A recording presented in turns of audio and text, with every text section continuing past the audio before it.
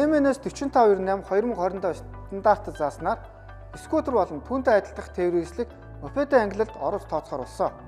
За эдгээр тээврийн эслэг унаж хөдөлгөөнд оролцохдоо 16-аас дээш насны хүн хамгаалтын малгай хамгаалах хэрэгсэлтэй замын хөдөлгөөнд оролцсноо.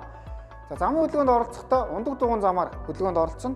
За ундаг дугуйн зам байхгүй бол чорч хэсгийн баруун талд шахаж хөдөлгөөнд оролцсноо. Машины голоор шүлжих 2-3 дугаар игнэгээр явах.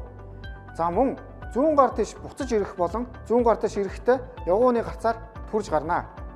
За иргэд олон нийт ихээр цуглардаг үндэсний соёл амралтын хүрээлэн, цэцэрлэгт хүрээлэн, Сүхбаатарын талбай орчим та бүхэн тухайн тээврийн эслэг унаж хөдөлгөөнд оролцохдоо бууж явгнаар хөдөлж хөдөлгөөнд оролцсноо.